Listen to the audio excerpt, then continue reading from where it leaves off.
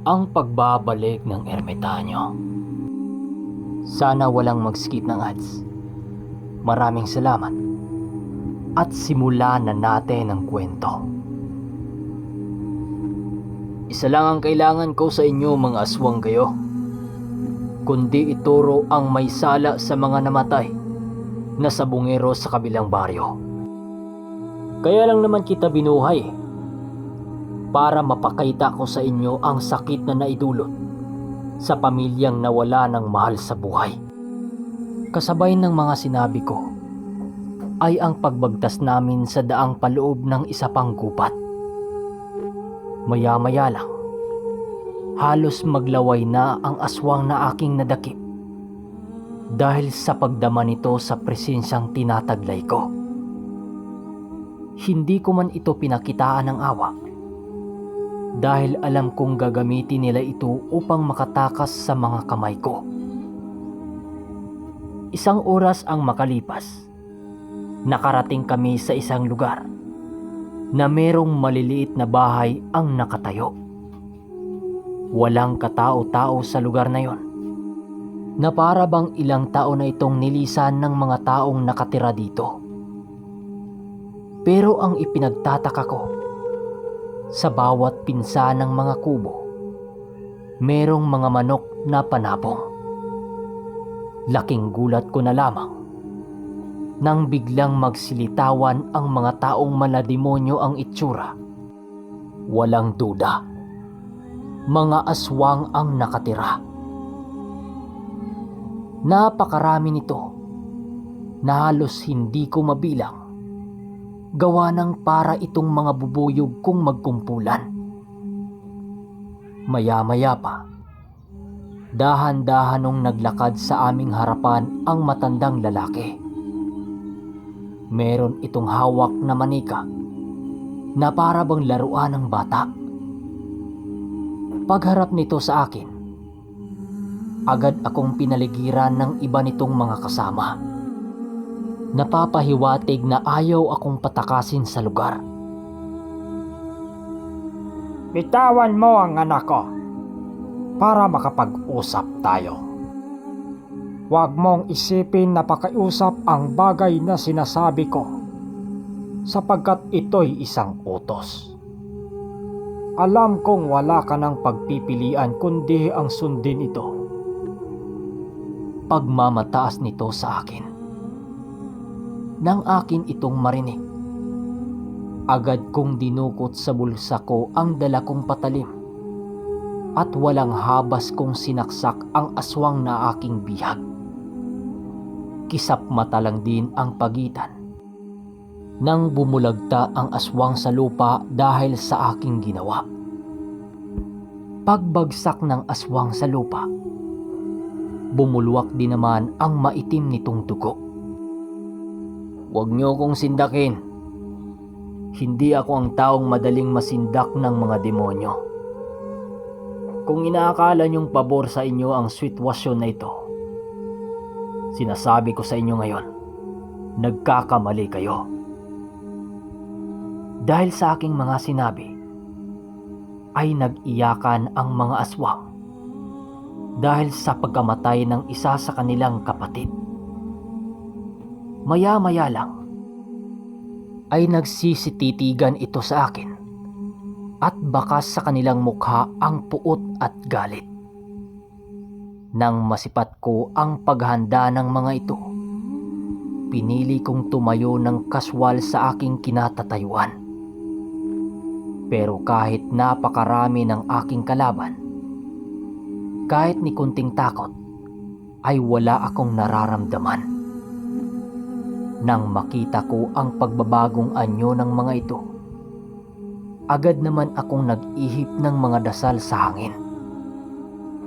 Habang dahan-dahan kong hinahawakan ang mutya ng durian, ay ang pagsisiyukuan ng mga puno sa lugar na yon. Agad lumusob sa akin ang mga aswang para patayin ako. Segundo lang din ang lumipas nang magawa akong malapitan ng mga aswang at walang habas akong ikinalmot at kinagat sa buong katawan. Matapos ang mga pangyayari, bigla namang nagsitawanan ang mga ito dahil sa inaakalang patay na ako. Pero sa muling pagsilay nila sa aking kinaroroonan, napatigil sila nang makita nilang wala akong ni isang galos sa aking katawan. Dahil sa mga pangyayari, muli itong nagsisihanda para sugurin ako sa pangalawang pagkakataon. Mukhang hindi nyo yata naunawaan ng mga kaganapang inyong kinakaharap. Hayaan nyong ipaliwanag ko sa inyo upang maliwanagan ang mga madidilim nyong kaisipan.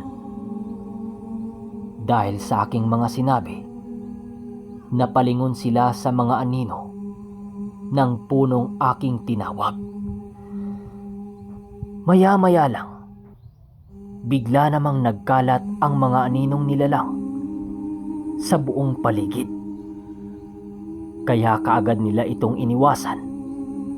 Paglipad nito sa kanilang harapan, bigla namang naparalisa ang kanilang mga katawan. Nang maghanay sila sa mga aninong nagkalat sa lupa, wala na silang nagawa. Dahil sa mga kaganapan, animoy na pag-isip-isip ng mga ito na mahirap palang takasan ang ganitong uri ng abilidad. Pagbagsak nila sa lupa, tanging mga mukha na lamang nila ang kanilang naipagalaw na naaayon sa aking kagustuhan. Pagharap ko sa isang pinuno ng mga ito, marahan naman akong nagwika dito ng, "Sino ang pumatay sa 4 na sabungero sa sapa? Huwag ka nang magmaang-maangan.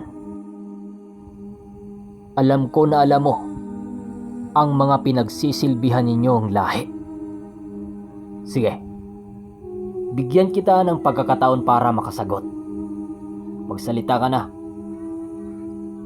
Maya-maya lang, bigla itong tumitig sa akin habang dahan-dahang itinuro ng kanyang nguso ang mga nilalang na aking hinahanap. Pagsilay ko sa mga aswang na itinuro nito, kaagad kong binunot sa katawan ng aswang ang aking kutsilyo. Matapos ko itong bunutin, ay ang paglapat ko sa mga salarin upang patawa ng parusa na nababagay sa kanila. Bago ko itinarak noon ang aking patalim, inihipan ko ito ng isang napakalakas na dasal na sumusunog ng mga kaluluwang buhay. Matapos kong gawin ang mga bagay na yon, agad kong itinarak ang kutsilyo ng walang pagdadalawang isip sa nilalang. Ayan, maraming saksak na yan sa katawan mo. Kabayaran sa 4 na lalaking biktima ninyo. Mga gabay ng punong anino, kunin nyo ang mga bangkay na nagkalat sa lupa. At ikaw, pinuno, ngayon, ano ang pakiramdam ng mawala ng mahal sa buhay? Hindi ba masakit? Naway maramdaman mo ang nararamdaman ng batang pinatayan nyo ng ama. Nagsisisigaw naman ang nilalang, gawa ng may humihila sa kanya pababa sa mismong kinalagpakan niya. Grabe, no? Ganito pala makipag-isa ang mga katawan ng aswang sa punong nananahan sa lugar na ito. Wika ko sa mga ito habang unti-unting nawawala. Upang mabura sa lupa ang mga pag-iral ng mga ito, pinakawalan ko ang mga manok sa mga pinsa ng kubo na ginagamit pa ng mga aswang noon, pang-aakit ng mga magsasabong. Giniba ko rin at sinunog ang lahat ng bahay na nakatayo sa lugar na yon. Inalayan ko rin ng dasal ang lupa upang hindi ito malaso ng dugo ng masama. Bago sumapit noon ang alas 12 ng gabi, nagawa ko ng maisakatuparan ang paglilinis sa lugar. Kagad akong bumalik sa bahay ng lalaki para hindi ito mag-alala sa aking pagkawala. Saan ho kayo nagpunta? Kanina pa namin kayo hinahanap eh. Wika ng lalaki. Manong, natugis ko na ang mga aswang na pumatay sa 4 na lalaking sabungero. Balak pa nun kagabi na kayo ang isunod. Buti na lang, nasamahan ko kayo sa inyo. Oo nga pala, kailangan ko nang umuwi sa amin. Naghihintay pa kasi sa akin ang inay ko eh. Wika ko sa lalaki. Salamat talaga to. Pero aalis ka ba talaga sa ganitong oras? Ito pala ang regalo ko sa'yo. 2 inahin at isang tandang. Galing sa mga dayuhang Amerikano ang lahi ng mga yan. Sana maparami mo. At salamat muli sa kabaitan mo sa amin, iyo. Kung hindi dahil sa'yo, wala na kami ngayon. Wika nito sa akin na lubos ko namang pinagsasalamatan. Habang binagtas ko ang daan pabalik sa baryo, kahit tahimik ang lugar na yon, puno naman ng kagalakan ang aking puso dahil sa dala kong mga manok. Noon pa man, pangarap ko na ang magkaroon ng mga manok galing sa mga dayong Amerikano. Pagdating ko sa aming bahay, nadatnan kong natutulog ang aking lula sa may balkonahe ng bahay namin. Alam kong nakatulog ito doon sa kakahintay sa akin. Ninais ko nang umupo sa tabi nito habang iniisip ang mga naganap ng gabing yon. Hindi naglaon, nakatulog na rin ako sa tabi nito. Nagulat na lang ako nang isang umaga nagisingin ako ni Lula. Krish! Kagabi ka pa palang dumating, hindi mo man lang ako ginising. Pasensya na po, Nay. Ginabi na po akong umuwi dito kagabi. May ginawa lang po akong mahalagang bagay. Ganun ba? Magkape ka na muna. Pakainin mo na yung mga manok mo sa bakuran. Tanghali na. Siya nga pala. Nilagay ko na sa kulungan yung 2 mong mga manok. 3 pala. Doon ba yan galing sa pinuntahan mo kagabi? Opo, Nay.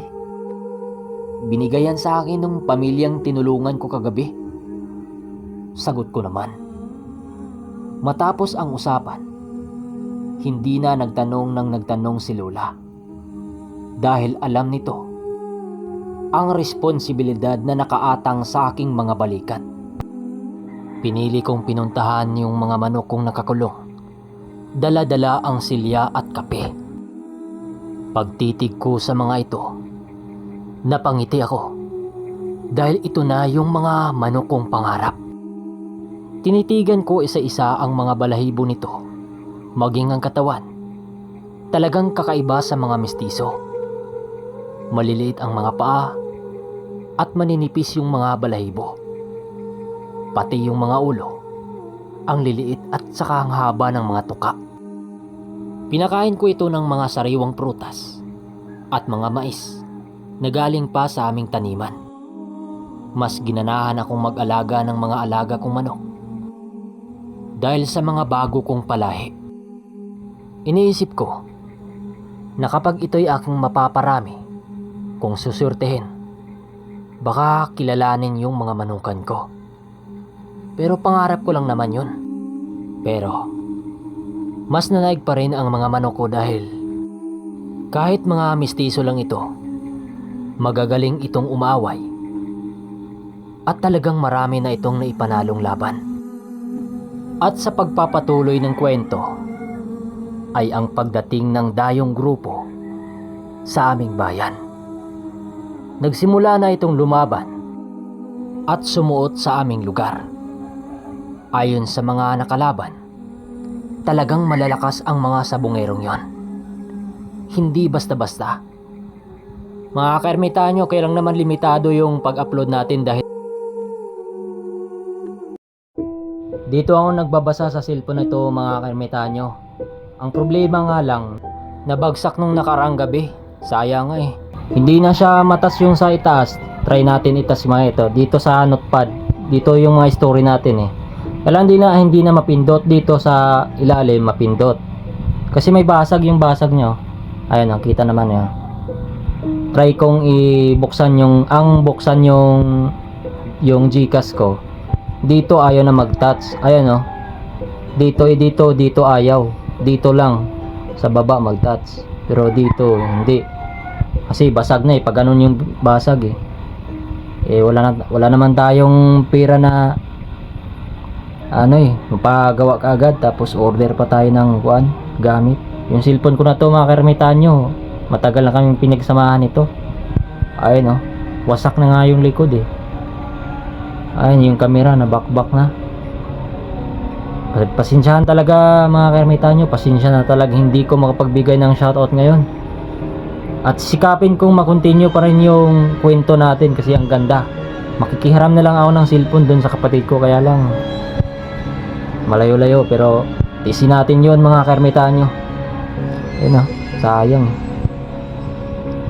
Hindi naman kasi kalakihan yung sahod natin sa YouTube. Sakto-sakto lang pang bigas natin sa isang buwan. Ayun oh, ayaw matats. Nagagamit pa naman sana to mga kaermitanyo kasi dito lang naman si babaw hindi na-touch. Ang problema nga lang, yung lahat ng apps ko nalagyan ko ng pattern. Itong notepad nalagyan ko ng pattern, hindi mapindot dito. Dito sa baba mapindot yung ibang apps. Pag pumunta naman ako sa settings para tanggalin yung pattern, hindi ko rin mapindot kasi dito banda yung sa settings niya na i-unlock yung lahat ng apps eh. So yun lang mga kaermitanyo. Sana naintindihan nyo.